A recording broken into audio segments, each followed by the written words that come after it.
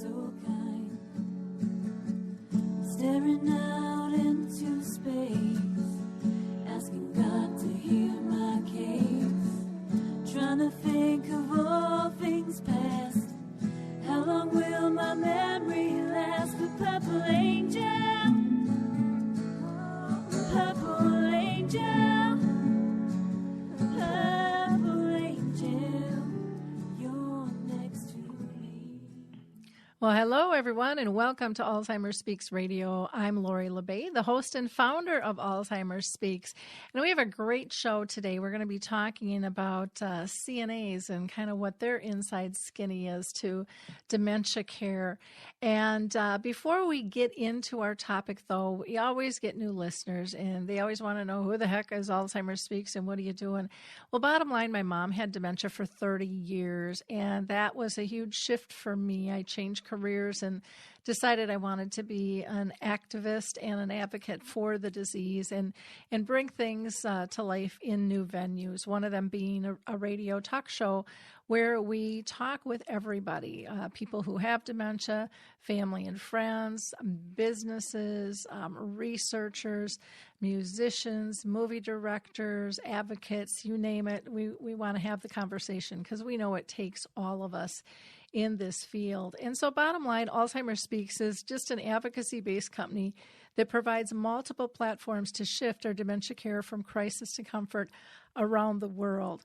And not only do we have the radio platform, we have a blog, we have a resource website, we do video interviews with who I call are the true experts, those living with the disease, called Dementia Chats. And I also go around and speak and train and consult around the country as well. So feel free to check us out at alzheimerspeaks.com. You can get lots of good information there. Our philosophy is really pretty simple. We believe that the only way we're going to win this battle is to work collaboratively together. And I know that that's working thanks to each and every one of you.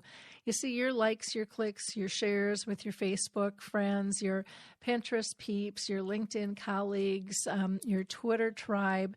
Every time you push one of our platforms out with content, you are expanding basically our base. And because of that, we got acknowledged by ShareCare and Dr. Oz as the #1 influencer online for Alzheimer's. And we were also just recently recognized by Maria Shriver as an architect of change for humanity.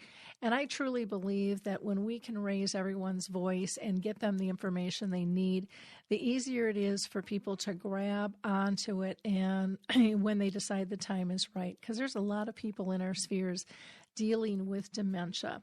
We love having our everyday conversations, just sharing knowledge to help remove some of the stigmas and to spur people on with passion to get involved and use their time, their talent, and their skills to make a difference. So again, thank you to all of our listeners. We really, truly do appreciate you.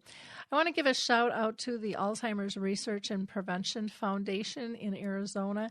They have a 4 pillars approach, which is absolutely fantastic. It's kind of a holistic approach. So, if you're into food, nutrition, meditation, things like that, check out the Alzheimer's Research and Prevention Foundation. I also want to give a shout out to our friends at the Call Alert Center because they work wonders when somebody is missing. You see, and I've even signed up for my grandchildren. They have a program for older adults, for college students, for young kids, for business travelers.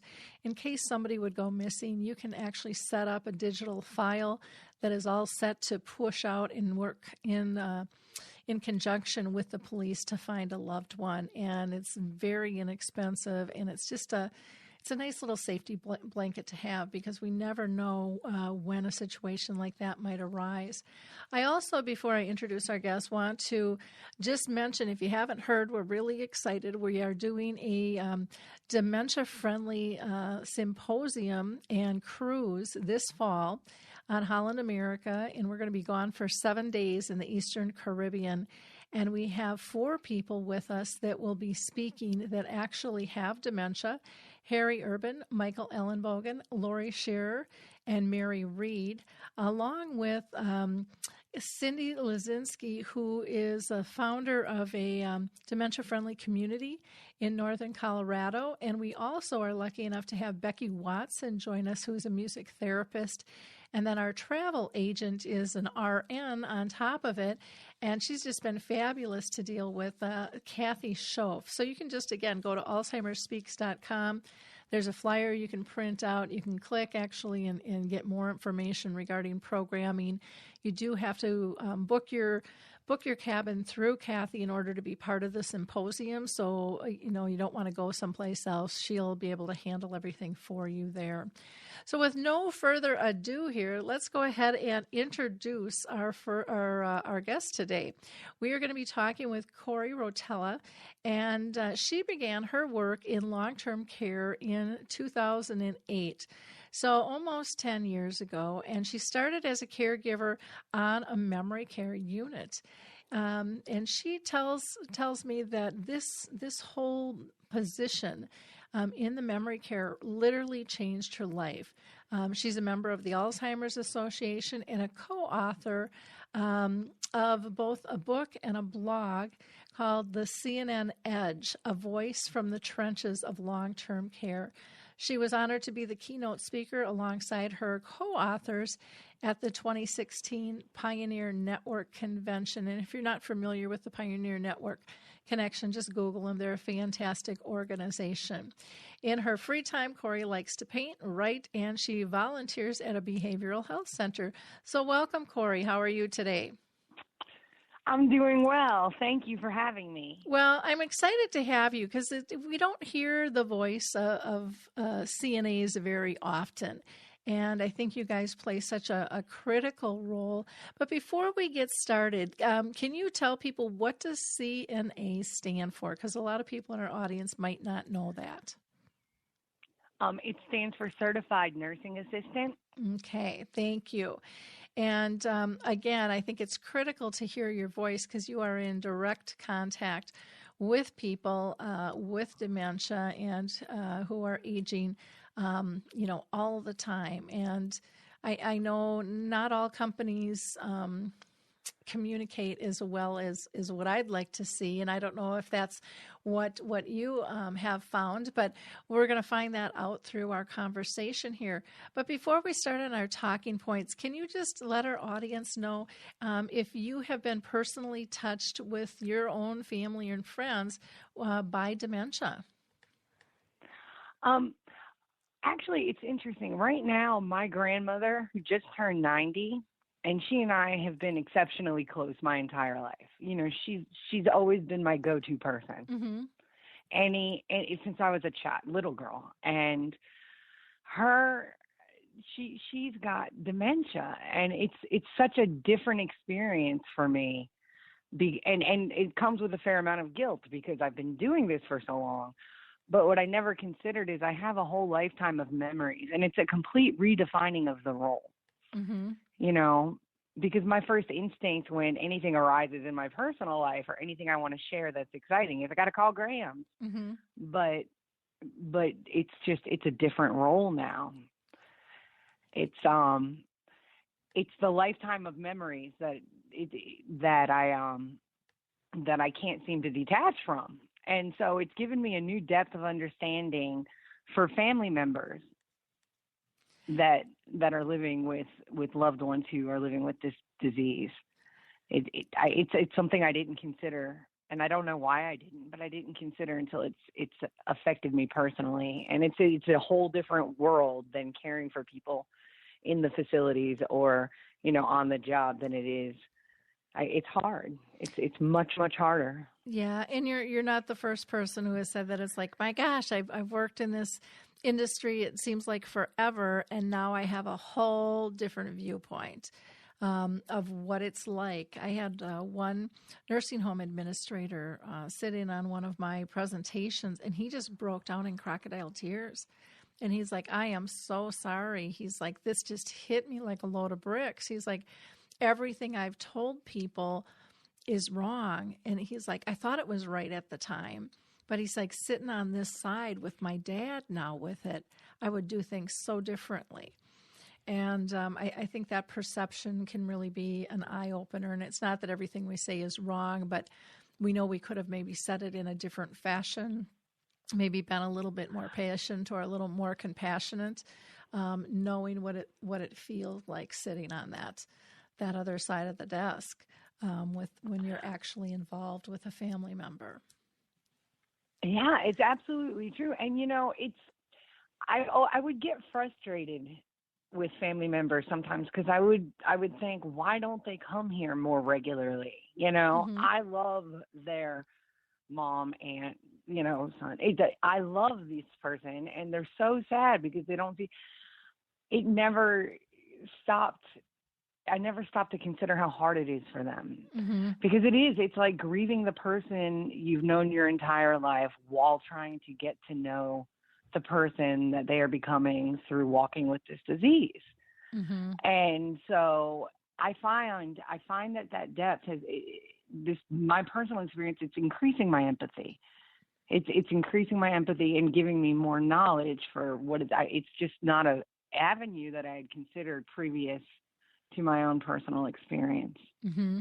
Because it's hard. And now I understand a little bit more, and I think that I can apply that Mm-hmm. to the field now. Yep.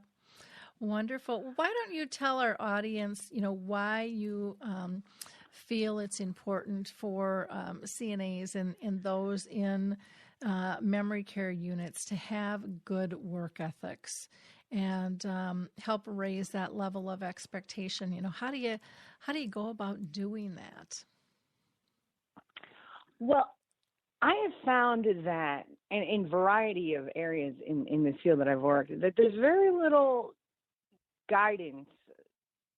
You have a set of standards that you have to meet and a set of consistent standards that you have to meet. But within that framework, there's so much freedom, and they're not pushing you, because in my experience, the administrators are more concerned with keeping census up, with making sure that the T's are dotted and things look good in case DSS comes in.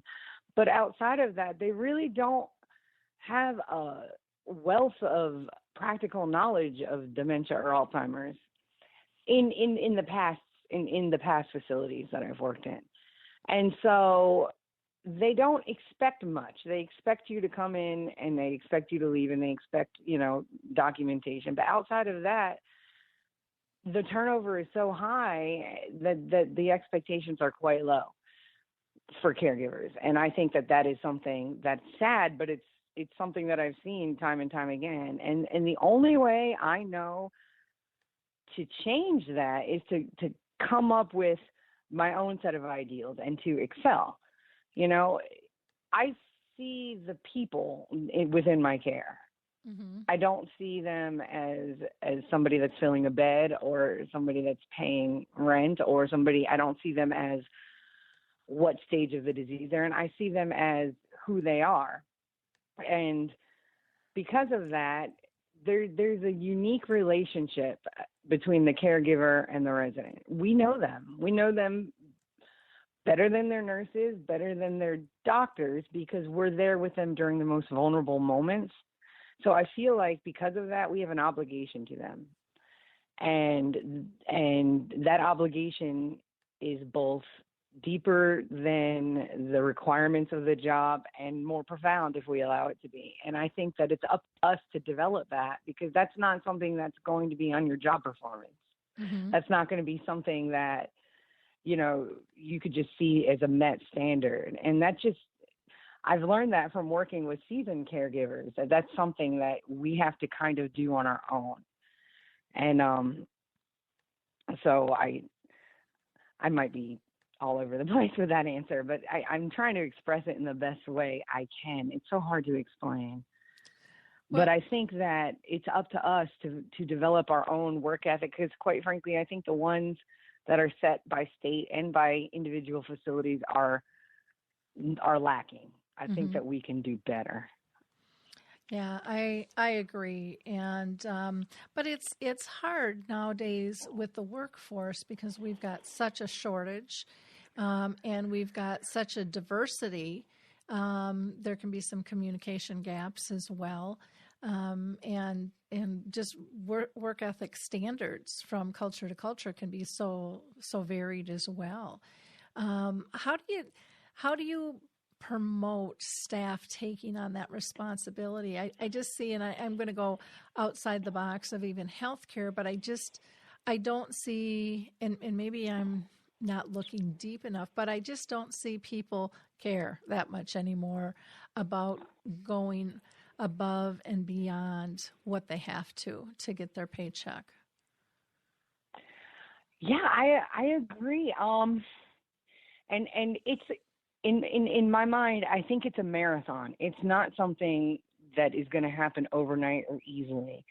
But I have found both in the field and outside of the field in my personal life, if you have expectations, people tend to meet them. If you treat people as if they're valued, they tend to work harder. Mm-hmm. Something as simple as knowing the cashier's name in the food line down the road from me, it really has made a difference just in my personal interaction, because it reminds them that they're a person outside of just their job title, and they'll go that extra step. And I have found that I have gone the extra step because of that. And I really think I think that I've innately known that, but definitely working in this field has reminded me of that, because that's how I apply my relationship with my residents. I know them. Mm-hmm. You know, I know their patterns of behavior. I know their moods. I know them as individuals, and I connect with them on that level. And because of that, yes, there are moments I have to redirect and I have to come back because there's agitation, but for the most part, they respond differently. So if you have a field full of workers who feel underpaid, underappreciated, and disposable, they're not particularly motivated to go beyond that. The only motivating factor that they have is their connection with the residents, and that's something that you have or you don't have. So I would say incentivize, listen. That's the number one complaint I hear from most caregivers, and myself included. You know, we're telling you that this is a different behavior and you're doing nothing. Mm-hmm. And then it's as if it's not even a valued bit of information. But then when something happens, you want to know what happened. Well, you didn't pay attention. Mm-hmm.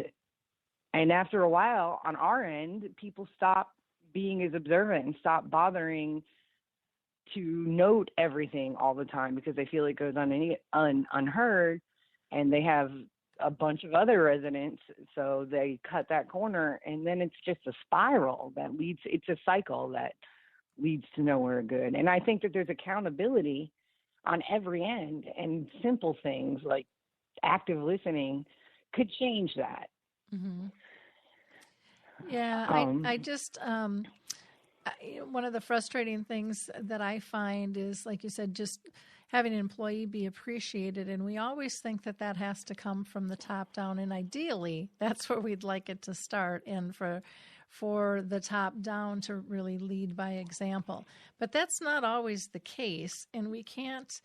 If we're really compassionate about making change, we can't use that as an excuse either, because each one of us does have an impact on another. And one staff person, one peer, one family member can reinforce the good and show them that they're valued.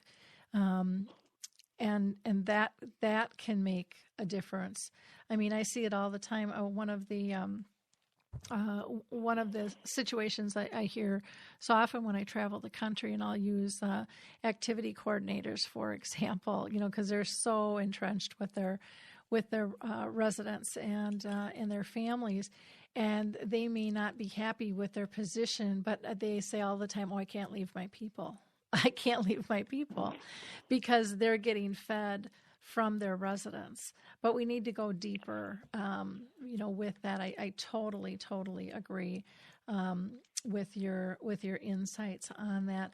Have you done anything or changed the way you work to reinforce other peers and care partners and CNAs and nurses to housekeeping, just everybody. I try to bring my energy and enthusiasm. I'm sort of this field I landed in, and my eyes were opened. My eyes were opened by it, and I was like, okay, well, what can we do? Mm-hmm. See, I've never felt defined by my role. I say this is the situation, and this is where I'm at, and this is what I can bring to it, and I'll just keep trying, because I can try every day for the rest of my life, and maybe nothing will happen, but definitely nothing will happen if I don't try. Mm-hmm. And I pay attention. I pay attention to my coworkers.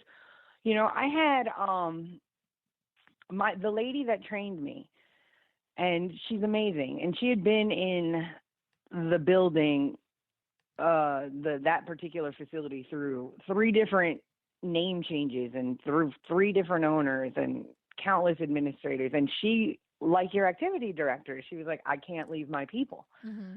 I just can't leave them. I just can't abandon them, because they see so many changes in faces that I'm one that they recognize. And she taught me one of the most important lessons that I'd learn on that field, which is we don't pick our residents.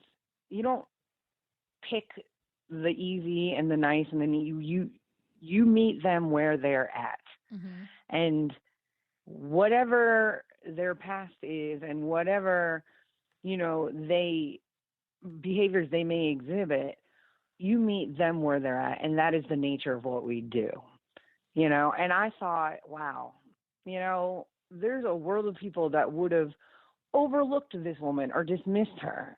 And yet she's teaching me incredibly valuable lessons that I can apply both in the field and outside of the field.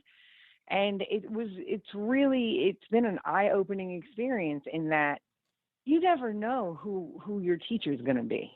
Mm-hmm. Yeah. And if you only look at the paperwork on the wall, you're really going to miss out on some valuable lessons. My residents teach me all the time about perseverance, about smiling in the face of terror. I mean, I can't even imagine what it's like to be diagnosed. And yet they don't, for the most part, give up. If there's an activity, they go. If they're having a rough day, depending on their level of dementia, but they engage, and they're trusting when I don't know that I could be in that situation. And so they inspire me. And so I have found that for me, that it's not just what I bring, it's what they give to me. And I think that most caregivers who have been in this field and have not been burnt out or jaded would say the same thing. I hear it pretty regularly. Mm-hmm. Yeah, I would agree. Corey, let's talk about the importance of communication. And again, I love that you dig deeper than just kind of a verbal communication, which is everybody's kind of standard go-to, yet nonverbals, are 3/4 of our communication standards. Talk a little bit about your thoughts about communicating with people with dementia and people that are working, that are new and coming into that environment, working with those with dementia. Nonverbal communication and cues are so important, because in my experience, there's what somebody is telling me, and then there's what they're showing me. So if I see a resident has been agitated, I can look at what's been going on. Did they have a family member that visited and then left, and they're upset and they can't communicate that? So I have found that it's almost like it's almost understanding a language. Mm-hmm.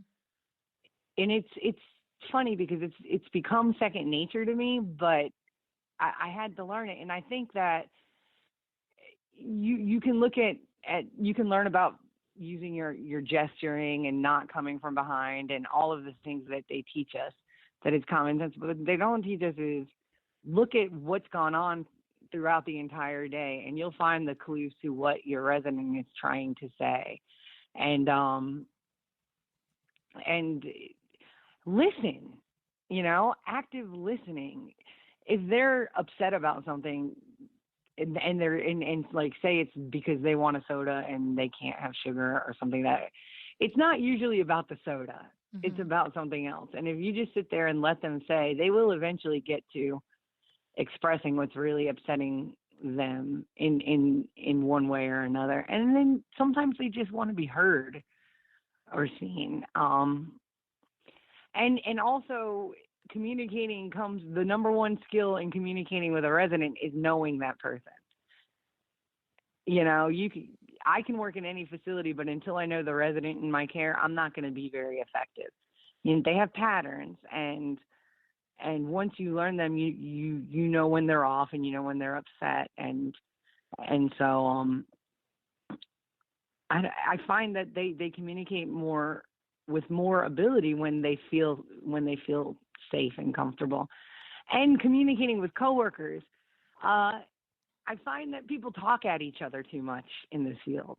It mm-hmm. seems like there's often, and maybe it's every field, but it seems like so many people talk at each other, and they're busy pointing out, well, this shift is harder than this shift, and if this person did this, and I'm like, we're all in the same boat, so maybe talk with each other. You'd be surprised, just having a conversation with somebody one-on-one, you're reaching points that you both agree on. If you would just stop with the caddy and just have a conversation. And I have found that even when the people around me aren't doing that, I try to consistently do that. And because of that, they communicate better with me. Yeah, very true. Very true. It was interesting, some of the things you were talking about communication and, for example, with routines and all the various points that you made. And I was kind of sitting here smiling going, yeah, that's the same for all of us, but we still have this thing where dementia is so different than us versus looking at the similarities in terms of how to communicate and why to communicate and what the needs are. Everybody feels comfortable if they feel accepted. Everybody feels comfortable if their routines are validated and appreciated and held to. And knowing why those routines are important to individuals makes a big difference in terms of approaching them in any type of change with that system. So I think that's a really good point. Now, you've talked to me before about the needs for training for CNAs, and you have a kind of a 3 C's approach. Can you tell our audience what your 3 C approach is? Consistency. Mm-hmm. In as much as possible, and some days it's not possible because sometimes you're short-staffed, but as much as possible, have a consistent routine. Even if the only consistency that you can muster at that time is tone of voice and a smile, mm-hmm. they will recognize tone of voice and a smile. Compassion.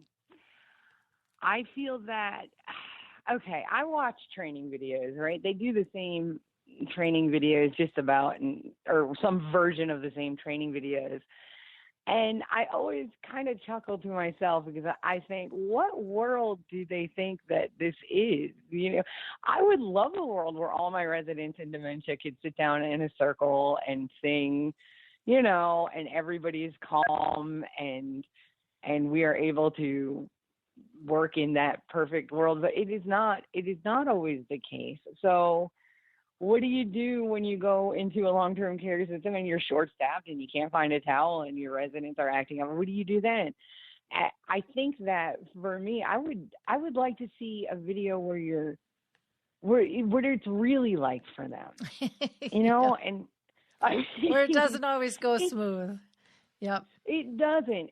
And none of the videos, I always think, well, how scary would it be? It's, for some reason, it's really easy for me to walk in other people's shoes. I have a pretty active imagination, but how scary would it be for me to be at that stage where I know I'm forgetting things and I know why I'm forgetting and I have a feeling of what's coming.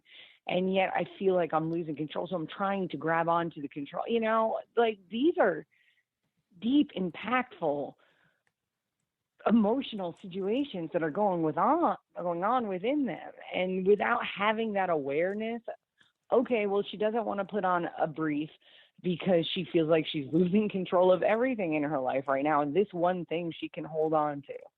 They don't put that out there in training videos.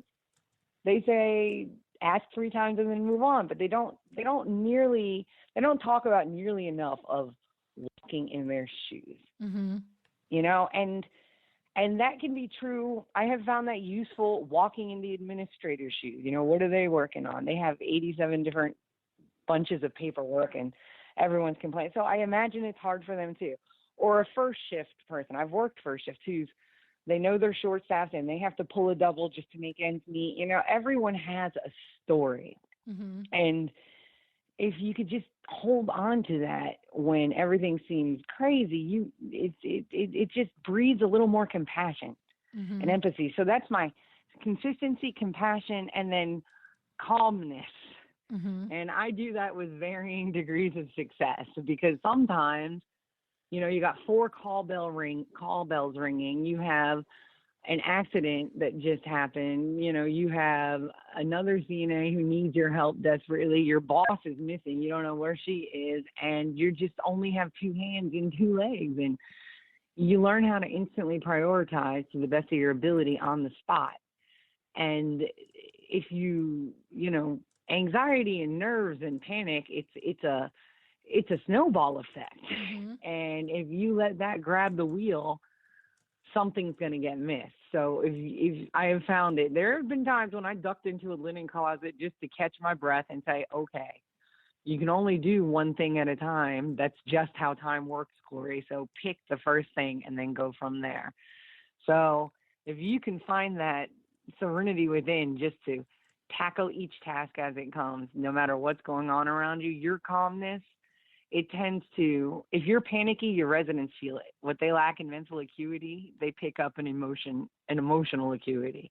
Mm-hmm. And if you're panicked, your coworkers feel it. And if you're able to find that center and be calm regardless of what's going on around you, it impacts the people around you. So consistency, compassion, and calmness. I try to keep those 3 things in my head at all times. Yeah. And that's wonderful. And yet I love, because you're honest when you said, I've ducked into a linen closet, just to kind of get your breath. And it's okay to take that time out. I think so many people feel out of control and embarrassed to say that, or on the verge of being out of control. But sometimes we just need to kind of make a slice in the pie and make a definition of, okay, this isn't healthy right now for either of us. And I just need to take a breath to be able to calm myself, center myself, and then I can go back in. And maybe they've done the same. Maybe they've taken a breath too. And or maybe they've forgotten all about what we just went through. And we're starting totally fresh. I mean, you don't know, but it's okay to say that. It's okay to admit that. It's okay to take whatever time it is that you need so that you feel compassionate and you feel calm and you feel centered to be able to move forward to do the work that you need to do. And I know, especially for people at work, sometimes that they might not feel that is comfortable or acceptable, or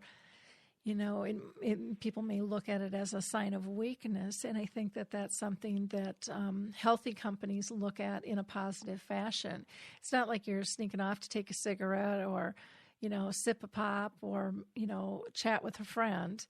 You just need to focus on yourself and take a few minutes to take care of things. It's not that you're avoiding it. It's not that something else is taking priority over what you're doing.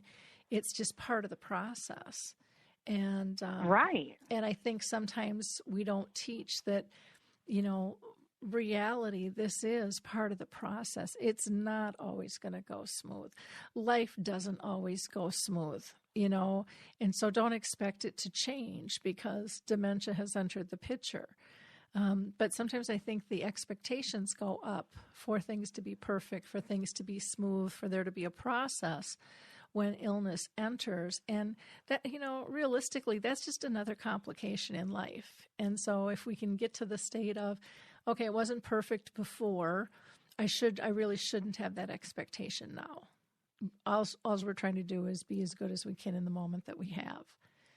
And That's be beautifully put with that. So, but I think that that's a big shift in terms of work philosophies, in terms of life philosophies, in terms of company philosophies.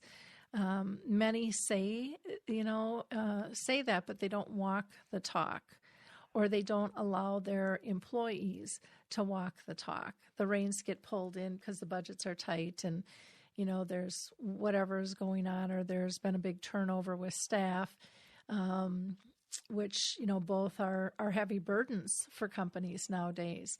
And so the vision isn't always the mission at hand in the real world. And I know a lot of administrators probably aren't going to like me saying that, but it's true. If people talk to their staff in the trenches, I think they'll find that. And not that it happens all the time, but it's going to happen way more than they think is happening. That's exactly right. Because people can't fit perfectly on paper, even when there's no illness. Mm-hmm. Yep. But when you're illness it's a people-centered industry. And I understand that I have a really difficult time looking at it as business because how I'm wired. But I can accept that it's a business, but your business is people. Mm-hmm. You're not selling shoes. And so there has got to be a level of flexibility. And I do wish that people who run these places and who are I happen to at this moment have a wonderful, wonderful supervisor, but that has not always been the case. And I have found I've worked with people who I didn't even know their names for the first 2 weeks. I never saw them. They went into the office and then I was told that we have a new administrator. And if I never saw them and I am always on the floor, then I know my folks never saw them. And you're defeating yourself. Mm-hmm. You're defeating yourself because come out and know the residents. It'll make it easier. I guarantee if you know their names, it will make it easier. And you will build the trust with the caregivers and really and the med techs and the housekeeping, because it is like a family unit. If one thing's going to run smoothly, it's all going to run smoothly. Yep. And if you're the head of the house, then you ought to know you ought to know your children, I guess, for lack of a better way to put it. Yeah. So if you're in, because no one's going to trust you to go to you when things are crazy. Mm-hmm. And you need, you're a vital part of this. And if you don't know your floor, then I guarantee you're going to be able to run it or it's going to be able to run you. And I find that it's simple, small little things that if you would just change that little thing, it would make a world of difference. And some do and some don't. And some are open to that and some aren't. But at the end of the day, I've used it to say, okay, well, I'm gonna go back to taking care of my people now. Mm-hmm. Yeah. When it comes to administration of companies and dealing with their employees' ideas, any thoughts in terms of how they can reach or help employees come forward with creative ideas for improvements? Because I know everyone says their door is always open, but again, I don't think staff feel like it is. And again, I'm categorizing not everybody and not every department, but overall, when I talk to people, when I go around the country, they'll say, yeah, that's what they say, but I don't always feel well received. And if they don't feel well received, then they're not going to go through that door. That's right. I've done some reading, and I hear, and I've had experiences where I hear people say, well, they need to do something about, they need better training. They need to communicate more effectively, talking about CNAs. Mm-hmm. They need to do better about time management. They. And I want to say, well, none of this is existent in a vacuum. Mm-hmm. I've gone to offices because, again, for some reason, I just don't have that. Maybe it's because I've been in the field. I don't have that fear of it there. And I've had bosses that talked about other people in the field. I mean, other people on the floor and coworkers. And I'm like, I should know that. Mm-hmm. This is a problem that you can solve. Mm-hmm. And so there's a big trust issue. Mm-hmm. There's a big trust issue. If I don't want to go and discuss something that I'm struggling with a supervisor and find out about it on the floor. Mm-hmm. Through gossip and that it's been twisted. I don't want to go and say, look, I'm tired. I've had to work 3 doubles because we're getting paid very little money, and then feel like I'm replaceable because for every one CNA, there's a million, others looking for a job. It's just, the way to make an open door policy is to make it genuine. Mm-hmm. You have in-services. We go to in-services, not in this particular facility I'm working at now, but at another facility. And I would be like, we have all of this information. And we had this wonderful woman. She's a social worker. She's just wonderful. Had all kinds of information, really, really tried to make it, and this was not the best facility, tried to make it so that we can learn. The caregivers were there. The ones that have been there for years genuinely love this lady. Mm-hmm. She did a virtual reality dementia training where we had things on our feet so we would know what it feels like to have neuropathy. And it's just very involved and very committed and very passionate. Mm-hmm. And full of good ideas that were completely applicable to this particular facility. But the administrators were not in those in-services. Mm-hmm. And when I said, hey, this in-service lady said, what about having a rummage room? Because we have a lot of people who are going in and out on the units into other people's rooms. It's a problem, and when we're short-staffed, it's a little bit hard to keep on top. She said, use one of the empty rooms and have a rummage room with bags and shoes and stuff, and then each shift they can go in there and rummage, and it's like their little store, and it's fun for them. And then, each shift goes and cleans it up. Mm-hmm. They were like, they were not interested in that at all. So I would say that's another good thing. If you're in administration, go to the in-services that you set up for the other staff. Go there so you can hear what we're learning, and then make it so we can apply what we're learning. Because otherwise people start to think it's a waste of time, and they get frustrated and bitter, and they start not going. But there's a world of good information in there. It's just, information is useless if you don't give us the ability to apply it. Yeah. Yeah. I know when I used to be in healthcare ages ago, and my rule as a supervisor was I had an open door policy, and I said, but if you're going to come in and complain, I want to know how you'd resolve it. That's perfect. Because it isn't going to just be a bitch session, and then you're going to dump and run.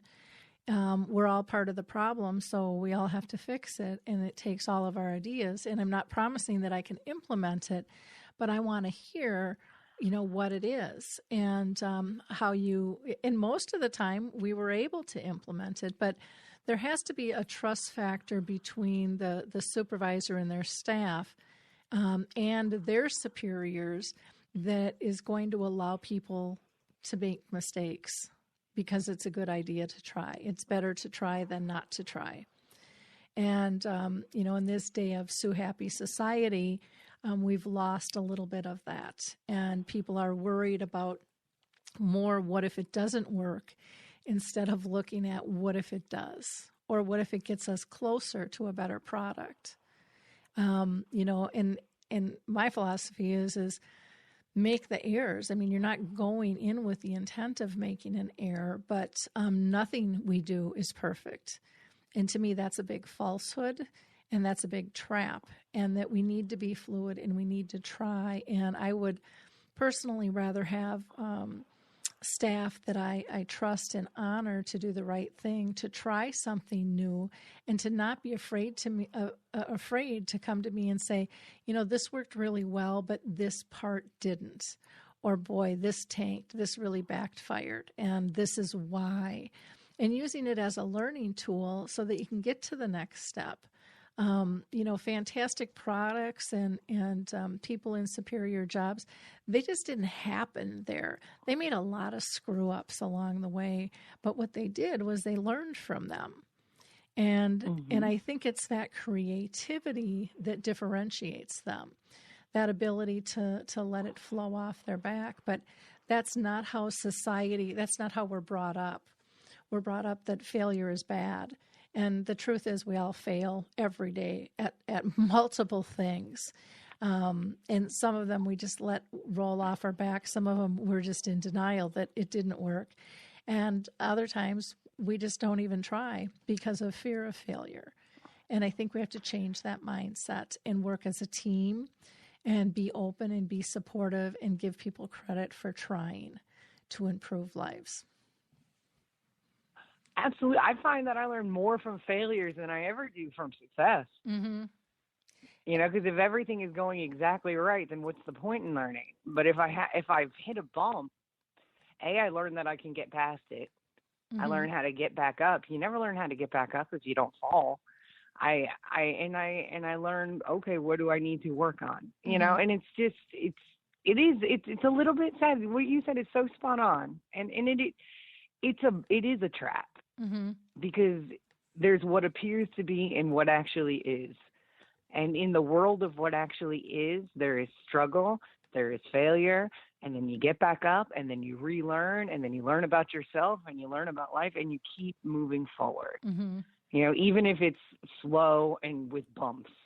But in what appears to be, it's like you're striving for an ideal that not only doesn't exist, but on a certain level is kind of empty. Mm-hmm. And in doing so, you're losing all of the joy and potential in the moment that actually is by living in the mindset of one that not only doesn't exist, but can exist. So I think that, I'm going to think about that tonight. That's a really good point. Yeah. And sometimes it's hard to get people there. And it really truly is a mindset. I think that has to be lifted from the top up, because if you go in trying to be creative and then you get criticized or you get written up or you're not supported in front of your team members, and there are some supervisors that aren't the best that do criticize other staff in front of other staff, and again, I think that's less than more, but it still is out there, and it still happens, and that has to stop. And because that kills a team. That just kills a team. You've got to have one another's backs within reason.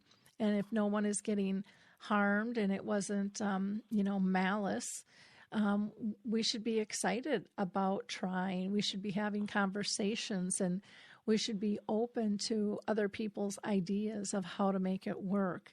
And I think that's a tricky piece too, is that when a staff comes with a creative idea, they may be the lead on it, but some of them have to be taught that this isn't just their baby, and that they have to work as a team, because they're not going to be there 24/7. So other people have to be able to implement this.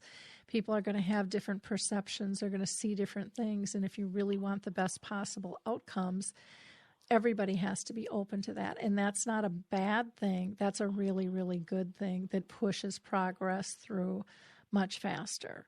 But it's very much a culture shift in most companies to be able to get to that point. But it's worth working towards, because life has changed. Yep. Right? We have to adapt. We have to evolve. Yeah, I definitely agree with you. It's definitely worth the risk and the challenge, and I also think that when you allow your staff to be truly a part of the innovation. The turnover is much less, the satisfaction goes up, the referrals from them for people to come to work for that place. I mean, those words, they spread and they have power, because I think that's one of the things that's failing us as a country is everybody feels so disenchanted and not a part of a big, better piece. People almost feel like they're getting flushed down the toilet or sidestepped. And that needs to change, and that can be implemented, and it doesn't have to cost a lot, and it doesn't have to take a lot of time, because if administration really analyzes how much time they're taking in terms of turnover of staff and retraining, or trying to prevent burnout or crisis because of that. And when you can fill people and they're more energized, they want to be there, because you're inspiring them. Yep. And so, granted, there's a shift, and initially it might be a little bit more work, but it's going to be I would say really it's going to be more of a different type of work, because you're going to be doing more mentoring than supervising and criticizing. And that allows everybody to grow. I absolutely agree. And it makes you feel like more of an us instead of us versus them. Yep. A we. Yep. And everybody wants to be a part of the solution, regardless of whether they know it or not. People don't want to be angry. They don't want to feel dismissed. I have found, for me personally, if you give them a little bit of an opening, you will be amazed. Tell them you believe in them. Mm-hmm. You will be amazed. And our residents need that. They deserve that. Mm-hmm. They are the most vulnerable among us. And I've always felt like, well, if you dismiss the caregivers, what does that say about how you feel about the people within your facility? Mm-hmm. People shouldn't age out of usefulness and then be considered dismissed. They're people, and they have a history and stories and strengths, and they deserve people who care for them, who know that. They deserve to feel as comfortable as possible within this given situation. And I think that somewhere along the way, it gets slipped through the cracks that it's about them. I know it's about your business, but in my world, it's not. It's about them. And if you keep it about them, I guarantee your business will grow, because you got 76 million people about to come through the long-term care system. Yep. If you stop talking about or making things look really great and actually make it really great, your business will boom. Your business will boom just from a cost effectiveness and a business standpoint. If you just put the resources in to have an amazing staff and you be a part of it, and it's exciting. It can be exciting. It doesn't have to be, oh, what are we going to do? Yep. But again, like you said, that's a culture change. Yeah. And people will naturally see the difference and talk about the difference. Still, I don't think people value the word of mouth and what that can do for an organization. In terms of advertising bills and referral and all of those types of things, there still is nothing, in my belief, more powerful than the word of mouth, and getting a recommendation from somebody you trust in terms of a business or a purchase that you're going to make. It's way powerful. It's just way, way powerful stuff. And I do want to ask you one other question. I can't believe our hour is just about up. Well, let's talk a little bit about self-care and the importance of that and support for not only CNAs, but family members and basically everybody in the caring field. Oh, it's vital. It's vital. You know how they say on an airplane, which I used to think was so selfish, but I totally get it on a different level now. You know how they say on an airplane, if in the case of an emergency, if the mask falls, put the mask on yourself before you Yep. put it on your kid. I always thought that was crazy. And I thought, oh, that's so selfish. But I get it now in a different way, because if you don't have the mask on yourself, if you're not taking care of yourself, you can't take care of anybody else because you have nothing to give. Yep. You know, and I think that in this field, especially, the wages are not good. The wages are not good because it's viewed as a stepping stone, which I that's a whole conversation for another day. But if you're working doubles and you're working, you know, in two different places or two jobs, as most of us have had to do, you just get tired and you get used to that pace. But I have found that I'm exhausted without knowing I'm exhausted. And when that happens, my self-talk gets really negative, and it'll be in the background because I'm so busy. But when my self-talk in my head gets negative, my energy goes down, my attitude goes down. I stop eating correctly. I'm always on the go and running, and you can only run like that so long before you're either going to lose it or you're going to be just living for the moment you can get off and eat 2 pints of Ben and Jerry's Cherry Garcia. And you'll be like, where's my linen closet? Because I need to have a mental breakdown. But it's the situation in the system at this moment is what it is. So what we have to do is to protect ourselves. And sometimes it's as simple as remembering, am I hungry, angry, lonely, or tired? Halt. Those are pretty simple things to fix. Mm-hmm. If I'm hungry, I can grab a snack. I can drink some water. If I'm angry, I can leave it at the door and then revisit it later. Am I exhausted? Usually, but I can take a nap on my day off, you know? So those are the simple fixes.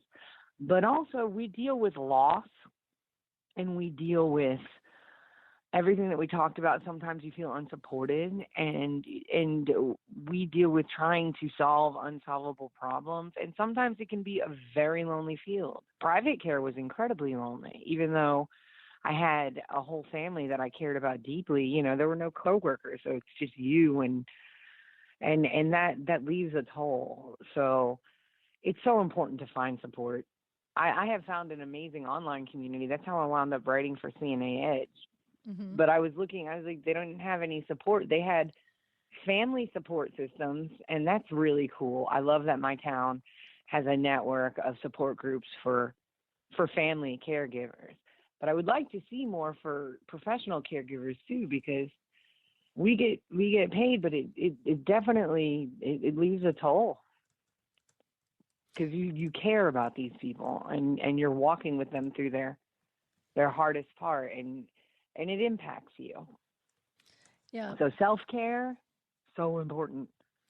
It is, and it's still one of those things that's hard to figure out. And even when you were asking the questions, you know, am I hungry? Am I thirsty? You know, what am I?